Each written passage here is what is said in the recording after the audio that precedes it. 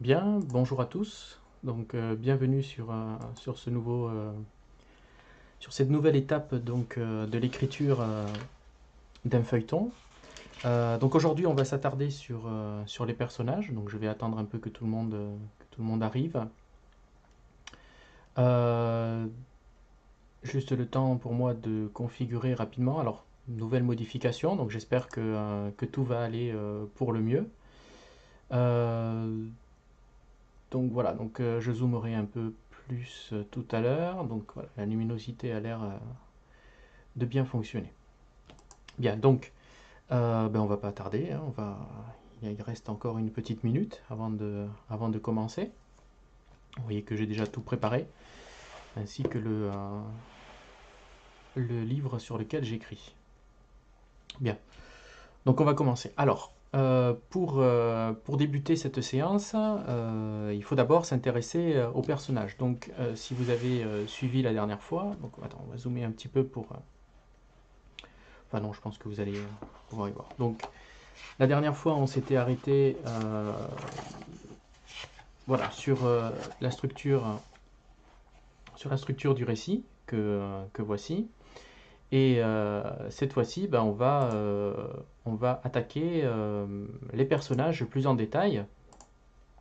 On avait travaillé sur le héros, sur Ivan. Donc, on avait commencé à faire son physique, ses impressions morales et puis des choses diverses.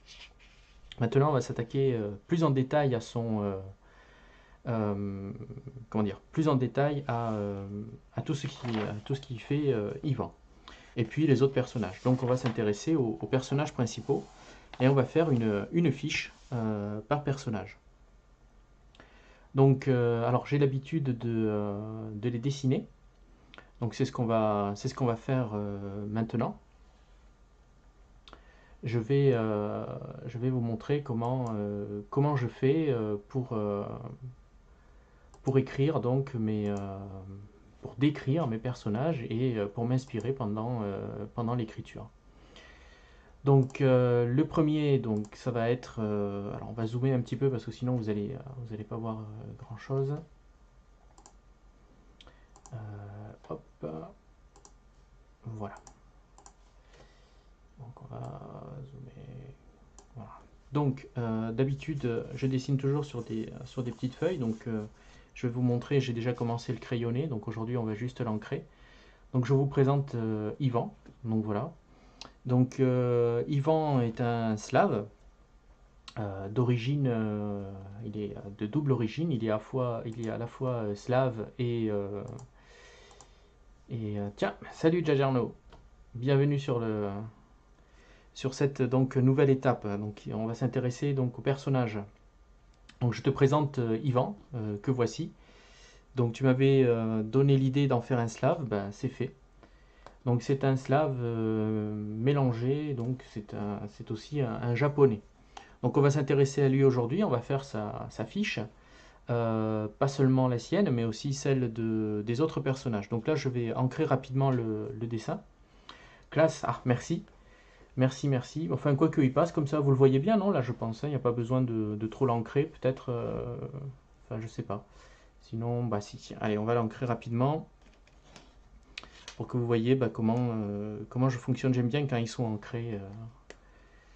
Est-ce que je dessine toujours les personnages avant d'écrire? Oui, oui, oui, toujours. Il est très rare que je ne le fasse pas. Alors, il se peut parfois que le personnage ne soit pas prévu dans l'histoire. Ça m'est arrivé par exemple dans les Chroniques des Territoires où le personnage d'Arsten n'était pas prévu.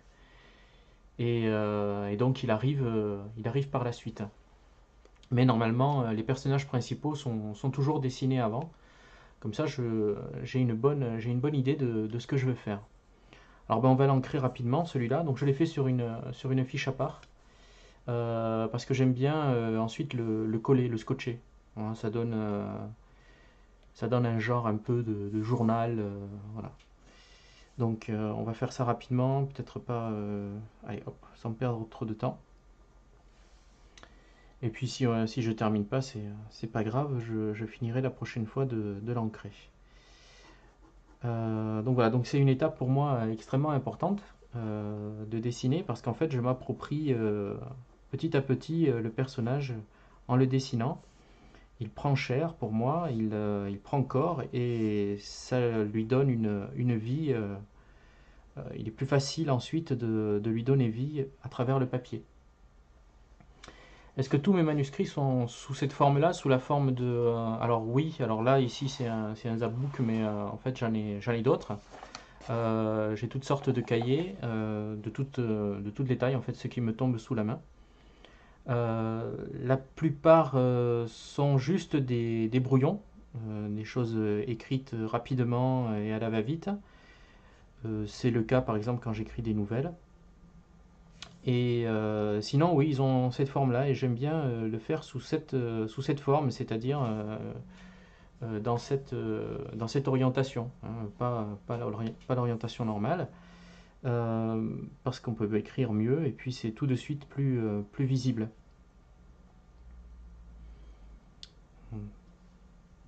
Donc oui, mais la plupart de mes manuscrits ont cette forme-là. Même si pour les petits écrits, c'est juste une feuille, enfin c'est juste 2, 3, 4 feuilles de brouillon. Donc hop, les sourcils. Donc il sera, on va le faire comme il est slave, on va le faire blond.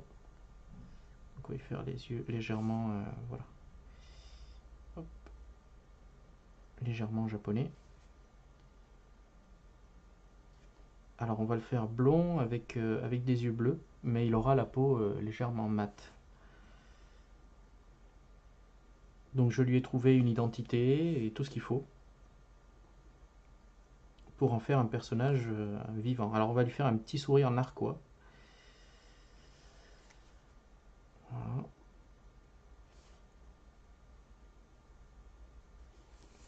Voilà. Hop, on finit les cheveux. Alors, au niveau de la corpulence, il est pas, c'est pas un grand guerrier, hein. Donc 1m68, je crois qu'on va lui donner. Et puis, pour le reste, ça devrait rouler. Voilà, donc on fait vite, on va perdre trop de temps. Le but c'est pas vraiment de dessiner. Enfin pour moi si, mais voilà. Hop. Donc ces tenues c'est légèrement chemise et puis une petite sorte de marcel en dessous. Voilà.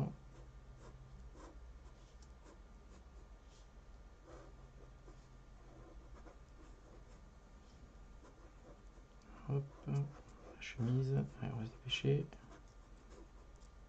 Voilà, on va s'attarder un peu plus sur les cheveux.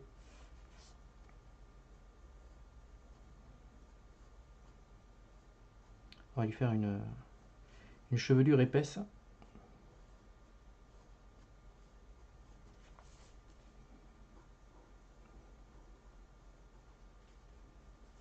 Voilà, hop, je recentre, sinon vous n'allez pas voir grand chose. Voilà.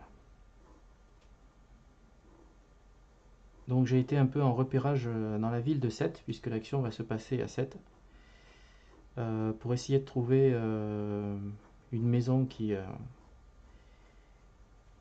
pourrait m'inspirer. Alors j'en ai pas vraiment trouvé, j'en ai trouvé plusieurs, 5 ou 6, mais pas vraiment comme je voulais l'imaginer. Donc en fait je vais inventer la maison, je vais inventer le lieu, mais je vais le situer quelque part à Sète, au centre-ville certainement. Voilà.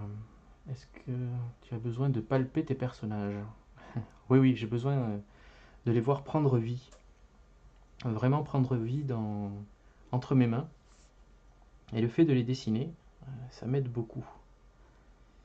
Ils ont une personnalité qui se dégage, comme le petit sourire narquois, comme hein, voilà. Hop là. Alors on va voir l'ombre, donc la lumière doit venir de là, donc normalement il faut faire, voilà, on va faire un petit, comme ça.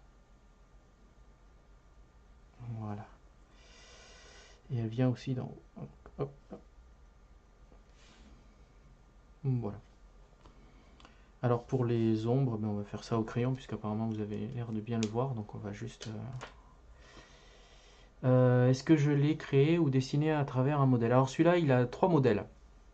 Il a un modèle, donc j'ai pris un mannequin japonais, et j'ai pris un mannequin européen, et j'ai pris aussi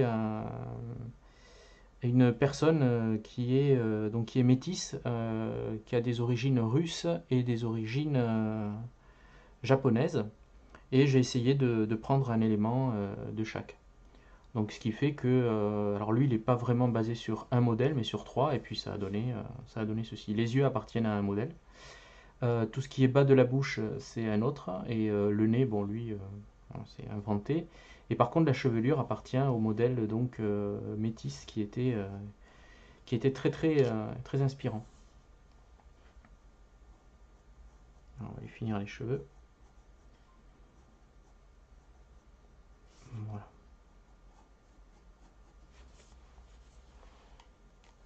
Merci, c'est très gentil. Et pour les ombres, ben, on va le laisser en noir et blanc parce que j'aime beaucoup le noir et blanc. Donc on va faire voilà, on va plutôt ombrer au crayon. Je pense que ça doit passer.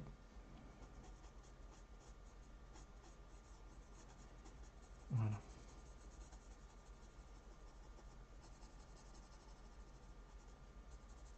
Alors je suis pas très doué pour le dessin ni pour les ombres,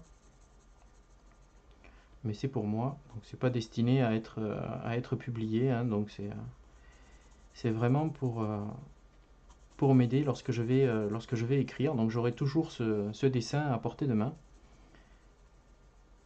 Et généralement, je lui pose une question à ce dessin. Mais comment tu réagis? Comment tu réagirais à ce moment-là?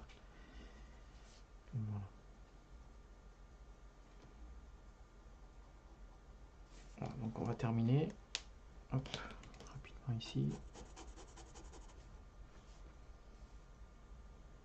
Alors c'est pas une question de doué, c'est du travail. Le dessin, tout le monde peut y arriver. Mais bon, moi j'y arrive moins bien que les autres. Voilà, je travaille moins que les autres. J'ai pas trop de temps pour dessiner autant que je voudrais, comme par exemple Nick Ustims qui fait les couvertures des chroniques des territoires. Voilà.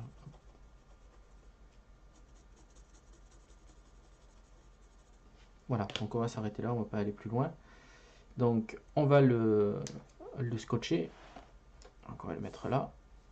Voilà, et ça sera donc son identité. Alors moi j'aime bien scotcher des trucs sur mes...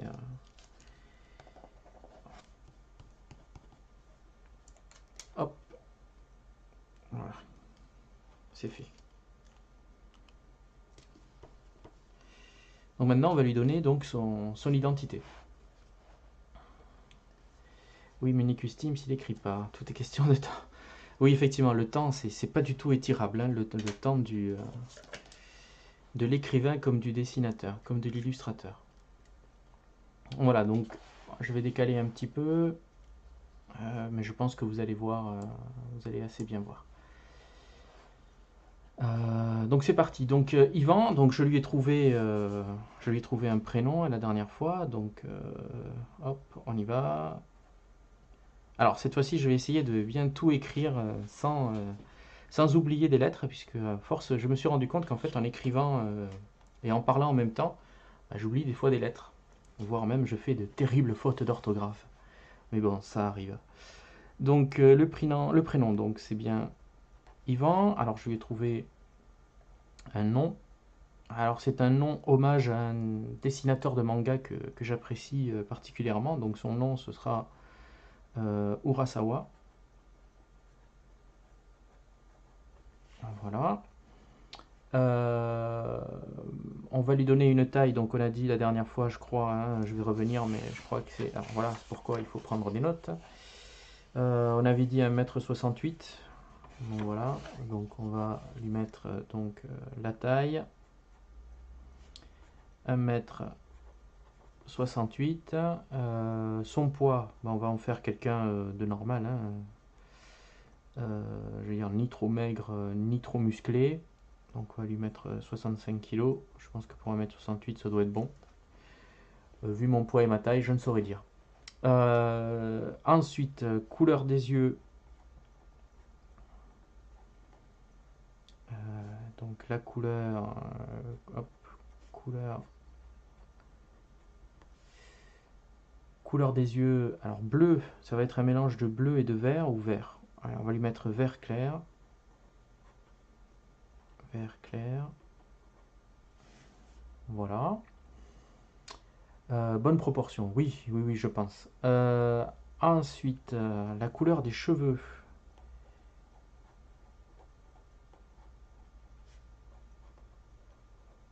Donc, la couleur des cheveux, alors il va être blond, alors blond foncé. Hop, voilà. Il est blond foncé. Ensuite, il est enfant unique. Donc il n'aura ni frère ni sœur. Comme ça, au moins je ne m'embête pas avec ce côté-là. Il est né, on va le faire naître, en Europe. Alors j'ai décidé, je ne sais pas trop ce que faisaient ses parents, mais je pense que ce seront genre ambassadeurs. Donc il va être né en Belgique. Donc né en Belgique, ses parents travaillant en délégation auprès de l'OTAN. Voilà. Son père donc est japonais, donc il s'appelle, alors là aussi hommage à un dessinateur japonais que j'aime beaucoup, donc Jiro Urasawa. Voilà. Sa mère, je lui ai aussi mis une identité. Là c'est un clin d'œil à un personnage de Jules Verne pour le nom de famille, donc c'est Alexandra Strogoff, en hommage à Michel Strogoff, qui m'a bien fait rêver lorsque j'étais jeune. Donc pour le moment, il est célibataire. Voilà. Les études, important. Alors les études, il a fait une école de commerce. On va lui mettre école de commerce, alors peu importe laquelle, peu importe. Il a fait une école de commerce, mais le problème c'est qu'il a raté, il n'a pas terminé. Donc ne termine pas. Toujours à cause de son problème avec l'étrange et puis avec l'alcool. Voilà, pour le moment il est célibataire, oui effectivement. Peut-être qu'il ne le sera pas à la fin. Nous verrons. Donc ne termine pas et du coup son métier pour l'instant, hein, son emploi, c'est expert dans l'immobilier.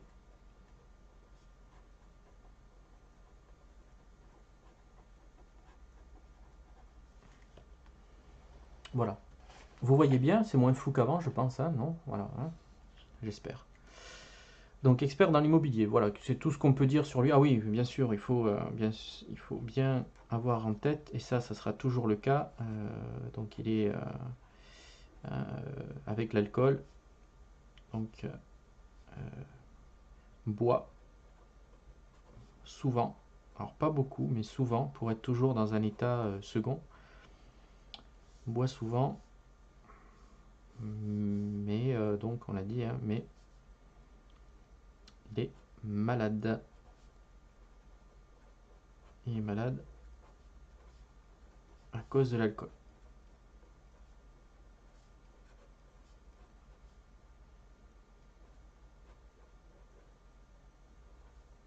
Voilà. Voilà pour le personnage donc de Yvan.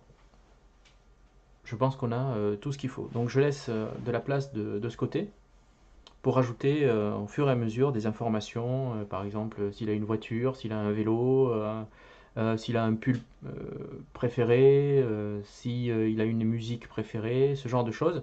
Ça va venir s'ajouter petit à petit et ça va donner corps au personnage. Donc ça c'est pour Yvan. Ensuite, l'autre personnage important, donc j'avais dit la dernière fois qu'on essaierait de lui trouver comment, un acolyte. Donc j'ai décidé que Yvan, autant il a beaucoup d'expérience au niveau de l'étrange, donc c'est quelqu'un qui voit, qui sent des choses. Par contre, il n'arrive pas souvent à en déterminer l'origine, hein, ou tout simplement au niveau historique, il est un peu paumé. Donc il a besoin de quelqu'un qui soit bon en histoire. Euh, donc ça c'est un petit clin d'œil à ma propre passion de l'histoire. Donc je vous présente donc un nouveau personnage que vous allez connaître aujourd'hui, hein, donc qui s'appelle donc alors voilà. Alors hop. Donc petit clin d'œil pour le prénom. C'est un petit hommage en fait à une personne qui fait beaucoup pour moi et mes écrits. C'est Elodie, Elodie qui relit mes manuscrits depuis 2 ans maintenant et qui m'aide énormément à progresser. Donc je voulais lui faire un petit hommage et un petit clin d'œil à travers ce dessin. Alors c'est pas du tout elle, hein, elle n'est pas du tout, elle ne ressemble pas du tout à ça, mais voilà le prénom. Donc ici nous avons Elodie, Elodie Privati, sétoise d'origine, dont le père est inconnu, sa maman s'appelle Martine Privati, qui a fait de grandes études d'histoire, mais qui a essayé d'être enseignante pendant 3-4 ans avant de se rendre compte que c'était pas du tout sa voie, et qui a décidé de monter un cabinet de conseil en histoire pour les villes et les entreprises. Alors elle s'est installée à Sète parce qu'elle aime bien le soleil, et puis c'est chez elle. Voilà, donc je vais l'ancrer rapidement, comme pour Yvan. Et puis ensuite, je vous ferai sa fiche d'identité. Alors comme modèle, si jamais tu reposes la question, Jagerno, oui, ici il y a un modèle. Le modèle, c'est en fait un officier russe qu'on avait pas mal vu lors de la crise en Ukraine, je crois, hein, je sais plus, en Crimée, je sais plus. Et cet officier russe avait inspiré pas mal de dessinateurs, justement, de comics, enfin pardon, de mangas. Mais je me souviens plus de son nom, mais j'avais gardé justement pour plus tard, on sait jamais, j'ai toujours une banque de données, de modèles, et donc j'avais gardé son visage en modèle au cas où il se resserre aujourd'hui. Voilà. Elodie. Oui, oui, oui, Elodie, je l'ai déjà cité. Oui, oui, je l'ai cité, je l'ai remercié plusieurs fois sur la page Facebook. Oui, oui, effectivement. Euh, alors non, elle habite pas tout à fait à côté. Mais disons que nous avons l'occasion de nous croiser régulièrement.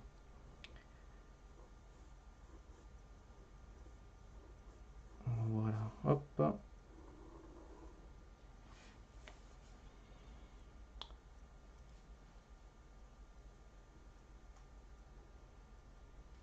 Alors je voulais prendre ça fait un peu X-Files entre une dame et j'allais dire un jeune homme, et un monsieur comme héros, mais bon, c'est pas du tout le même genre, donc Elodie sera donc la référence historique pour Yvan lorsqu'il aura besoin d'informations.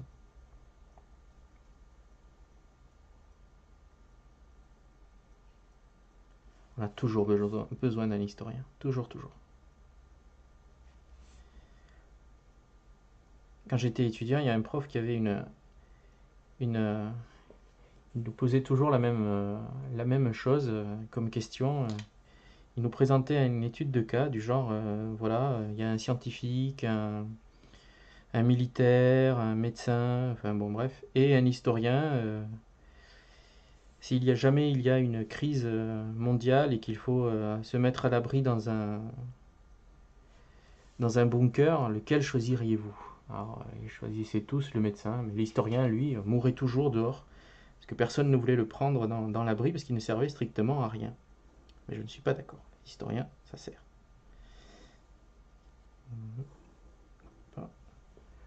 Elle a la coupe de Dana Scully. Ah ouais, effectivement. Je m'en étais pas aperçu. Mais sur la photo que j'ai utilisée, oui, effectivement, les modèles avaient cette coupe-là. Puis c'est plus facile à dessiner.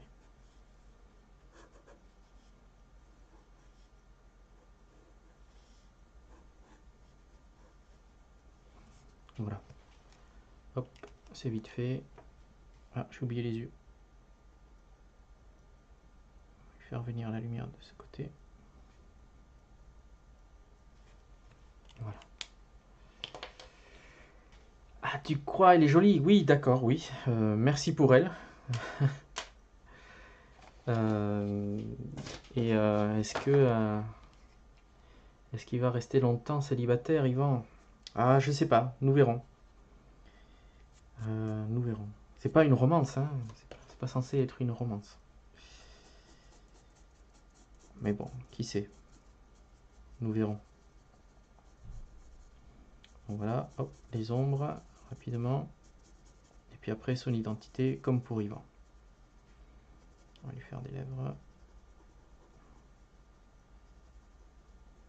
Voilà, avec ici, hop, la pointe de lumière. Hop là. Voilà. Ah, j'ai oublié d'ancrer son menton.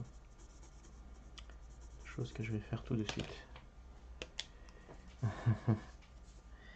Tu me charries, mais non, il n'y a pas de souci. Je suis pas très doué pour les romances. Je ne sais pas les écrire. Faudrait un jour que j'essaye. Voilà.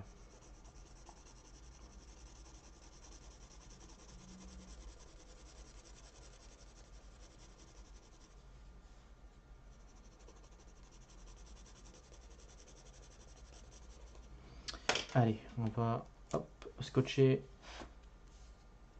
Elodie. Hop.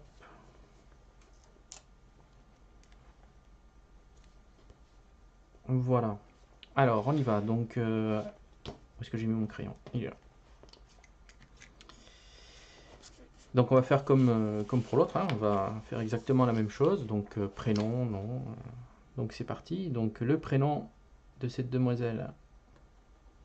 Donc, c'est bien Elodie. Il faudrait que je me décide entre les capitales et les pas les capitales. Voilà. Donc, Elodie. Son nom. Alors, j'ai pris d'origine italienne. Privati. Voilà. Hop.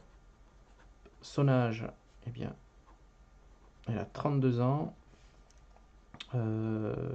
Sa taille. Alors, on va faire donc 1m72. Du coup, pour le poids, je suis pas très sûr. Donc, je lui ai mis 62 kilos. Je sais pas si c'est beaucoup ou pas. Peu importe. Je sais pas si ça va bien avec la taille ou pas. Je pense que oui.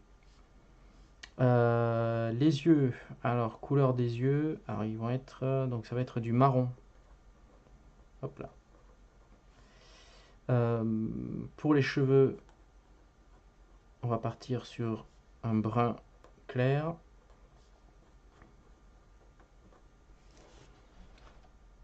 Moins 10, oui c'est bien. C'est-à-dire...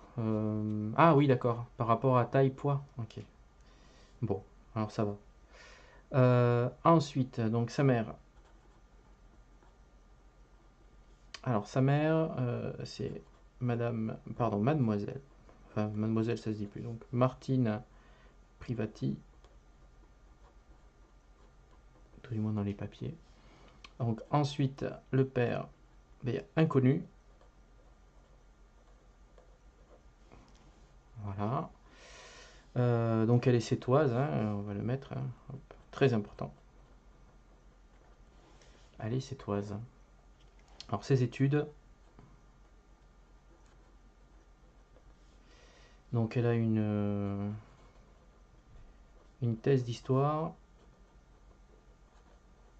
Au début je voulais mettre sur Mitra, mais par une coïncidence des plus intéressantes, en fait, il se trouve qu'Elodie a fait un travail sur Mitra, donc on va changer, lorsqu'elle était étudiante. Donc, thèse d'histoire, donc ben, on va mettre ce que j'ai fait moi, tiens, hop, sur les croisades. Voilà. Donc voilà, donc on va mettre son métier, donc ancienne prof, ancienne prof d'histoire en lycée, mais qui a donc démissionné. Ah oui, on en parlera, oui. Diable, il va falloir que je me refasse mon savoir sur Mitra qui est très très très loin, très lointain. Donc métier ancienne prof d'histoire en lycée, et puis donc ça c'était l'ancien, et l'actuelle donc elle a créé, et on va s'arrêter là pour elle. Elle a créé, euh, qu'est-ce que j'ai dit déjà tout à l'heure? Ah oui, un cabinet de quoi? De conseil, un cabinet de conseil. Il y en a un ou plusieurs de conseils? C'est un conseil, un cabinet de conseil en histoire.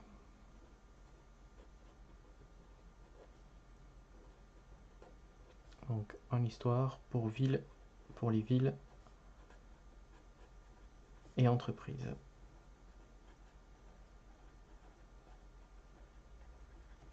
Voilà.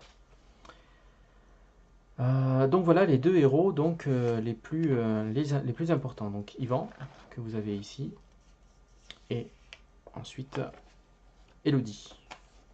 Après il y a deux autres personnages mais on arrive déjà au terme de cette demi-heure. Les deux autres personnages je vous les montre tout de suite. Ils n'auront pas de fiches détaillées eux. C'est juste pour leur visage. Il s'agit donc voilà, de Marcelin Perrichon, que vous avez ici. Alors je vais prendre une autre feuille pour pas mélanger les deux.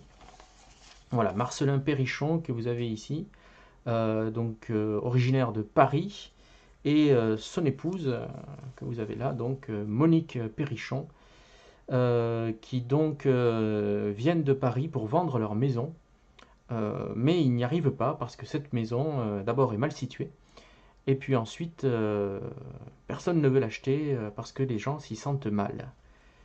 Donc voilà, donc c'est eux qui vont faire appel à Yvan.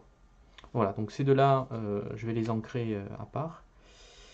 Et donc une fois que j'ai mes personnages, bah, je vais passer à l'étape suivante, ça sera l'étape numéro 4. Enfin, c'est une étape que vous n'allez pas voir, mais dont je vous parlerai la prochaine fois avec des notes. C'est l'étape de la documentation. Donc il ne me reste pas beaucoup de temps, mais je vais prendre un peu de temps. Tout d'abord, la documentation. Donc je vais dézoomer pour que vous puissiez voir ce que je vais vous montrer. Voilà. La documentation, elle se passe en plusieurs temps. D'abord, depuis que j'ai eu l'idée, j'ai recherché dans ma bibliothèque certains ouvrages. Est-ce que je peux dépasser un peu? Oui, je vais dépasser un peu. Donc certains ouvrages, j'ai cherché certains ouvrages pardon, dans ma bibliothèque pour voir si j'avais ou pas, sinon direction la médiathèque. Mais il se trouve que j'ai ce que je voulais. D'abord celui-ci. Alors attention au reflet. Donc voilà. Donc c'est un livre de Stéphanie Sauger, Histoire des maisons hantées. Je l'avais acheté il y a pas mal de temps maintenant. Je me souviens plus. Je crois qu'il y a quelques années déjà, mais je me souviens plus quand. Voilà, donc c'était en 2011, donc chez Talandier, parce que c'est quelque chose qui m'intéressait, c'est une approche historique des maisons hantées. C'est pas du tout des histoires de maisons ni quoi que ce soit. C'est vraiment une approche historique. Pourquoi on s'intéresse aux maisons hantées? Pourquoi les maisons hantées apparaissent? Ouais, ça pixelise, c'est normal. C'est à cause du voilà. Là, c'est mieux, je pense. Euh, voilà, je sais pas. Bon, bref, peu importe. Peut-être trop de luminosité. Donc voilà. Donc ce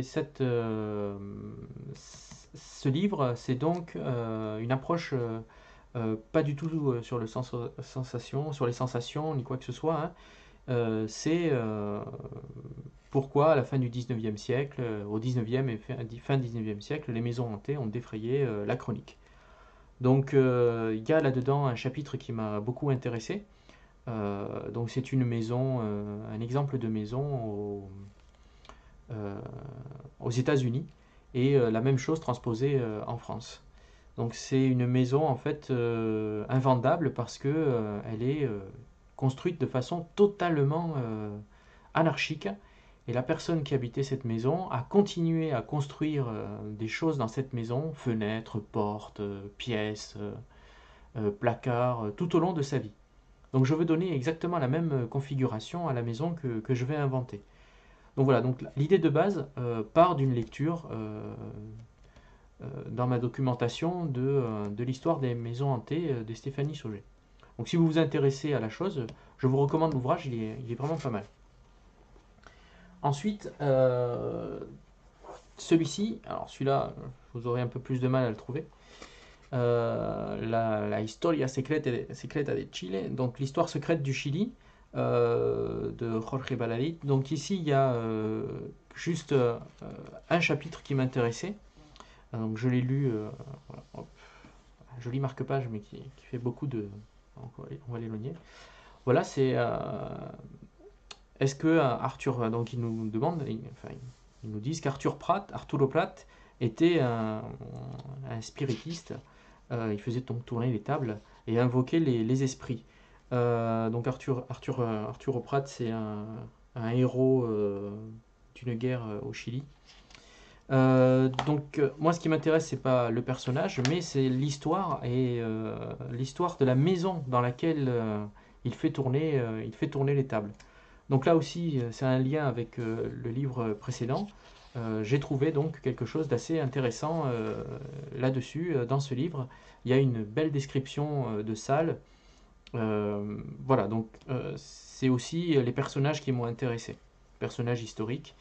Euh, donc celui-ci. Et pour finir, même si ça n'a pour l'instant rien à voir, mais je pense que ça aura quelque chose à voir, parce que ça commence à se mettre en place. C'est celui-ci, c'est Sidney Kirkpatrick, Les reliques sacrées d'Hitler, donc chez Pocket. Bon, alors tout n'est pas vraiment intéressant, mais il y a tout ce que, à cette époque-là, hein, tout ce qui a, toutes les reliques sacrées qui ont été recherchées donc par le régime nazi.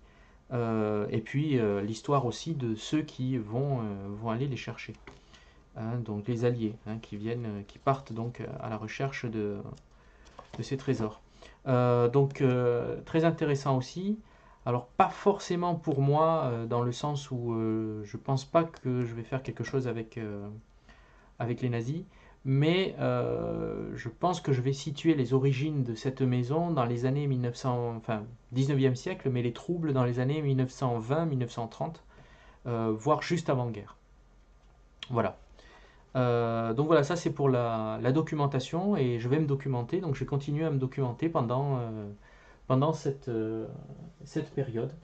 Voilà, donc on va terminer là. Je vais vous donner rendez-vous la semaine prochaine, ou à peu près, pour donc l'étape suivante, l'étape numéro 4, où je vais vous montrer ce que j'en ai tiré de cette documentation et en quoi ça va me servir pour mon travail sur ce feuilleton. Voilà, donc je vous remercie et puis j'espère que vous avez pris plaisir à me suivre. Merci à toi, Jagerno, pour ta présence. Et merci. Et puis je vous dis à la prochaine fois. Merci, au revoir.